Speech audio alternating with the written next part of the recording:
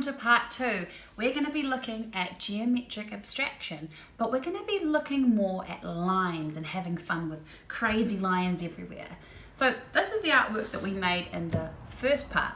So if you haven't looked at part 1, go and take a look now.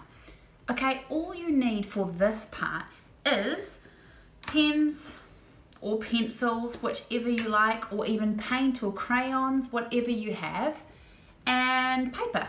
That's it. So what we did in the first one was a bit more neat and tidy, and it had lots of flat, bold colour, and it didn't fill up the whole page. But for this artwork, we're going to try looking less at shape to make movement and rhythm, and more at line. So let's look at a couple of artists who have used lines, whether they're bold or whether they're actually invisible once you've coloured in the shapes, to fill up their entire geometric abstract artwork. The first one I've got here is Milan Mikusic. So even though you can't see the lines here, he has completely covered his page with lines and then coloured in the shapes that are left with colour. So lines are what make all that beautiful movement that makes your eyes dance across the page. Here's Douglas Oburn again. So again, even though the lines are invisible, can you see how he's drawn lines all across the page and coloured in any shapes that are made? Okay, Katie Kea is really excited about this one. All right, let's get started. I'm going to set up my paper how I like it, and you do the same. Okay, so I feel like doing my artwork portrait this time. So having it going up like this, just like how you'd set up your page if you were going to draw a person or a face, which is called a portrait. And the way I'm going to start is not like before. I'm not going to draw shapes, I'm going to draw lines, and those lines are going to make our eyes dance across the page. Now you can draw lines wherever you like. There's no right and there's no wrong. You can't make a mistake. So I'll show you what I mean. I'll get a pencil and I'll go a bit darker than I normally would so that you can see. So all you need to do is get a line and draw it from one side of the page to the other. And you might want to try not taking off your hand and just keeping on drawing lines. Watch this.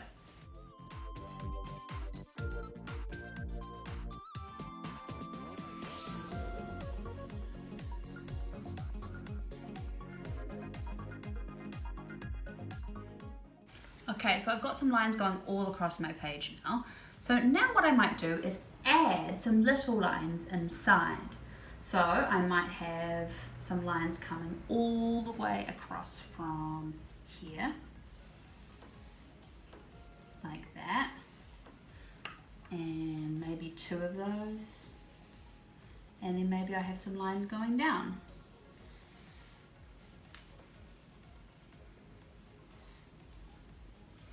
Like that, and maybe I'll do it up here too.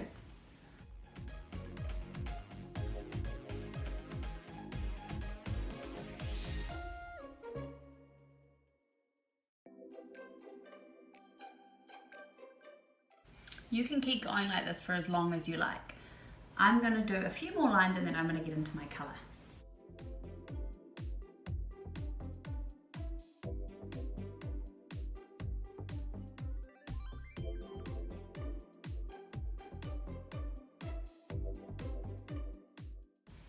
Okay, I'm feeling happy with how it's looking, and so now I'm going to get into colour. Okay, I've got lots and lots and lots of colours here. You might just want to choose a few to start with, or you might want to go wild. It's totally up to you. I think I'm going to start with a bunch of different greens and a bunch of different blues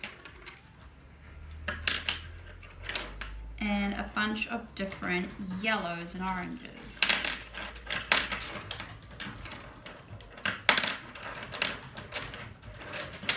Oh, I like how all those look together.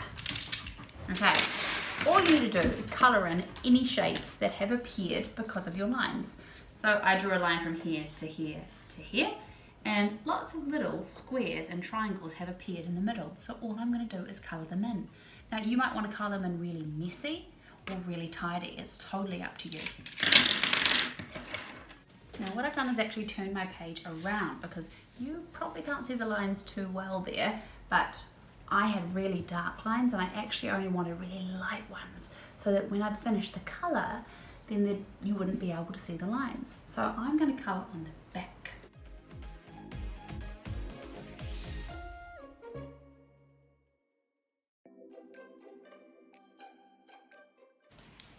Another thing you could do is if you are using felt tip pens instead, is you could draw all your lines with pencil, colour in everything with pen, and then rub out all of your lines because it won't rub out the felt tip, it will only rub out the lines.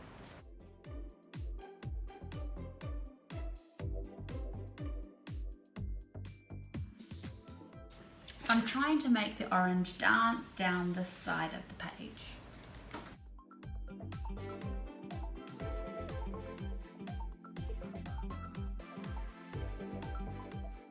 Now I'm going to try doing some green.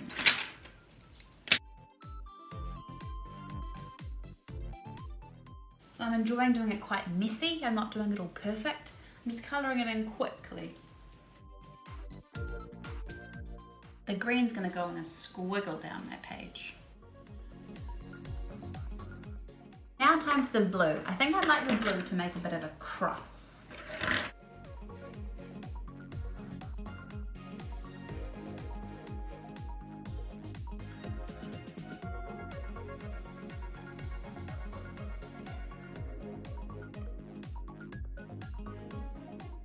You might have noticed that I'm always colouring in the same direction. You don't have to do that, but it can make a really nice movement across the page, because if your lines are always going up and down this way, then your eyes follow a similar path.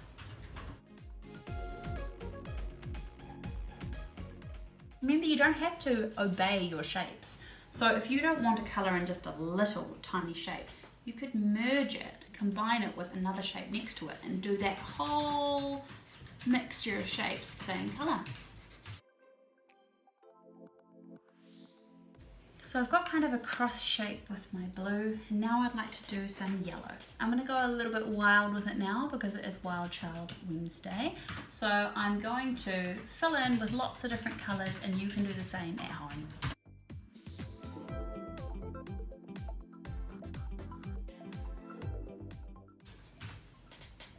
It's really interesting seeing how the colours overlap. When I overlap this yellow and this blue, it makes a green in between, which is really beautiful.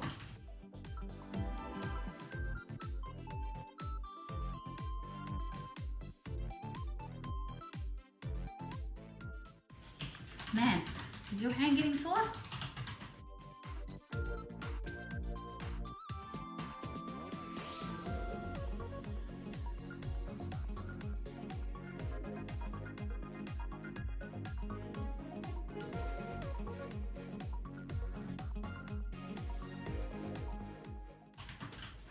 If you're not sure what colour to use next, you can always hold up the colour to your page and see if you like how it looks.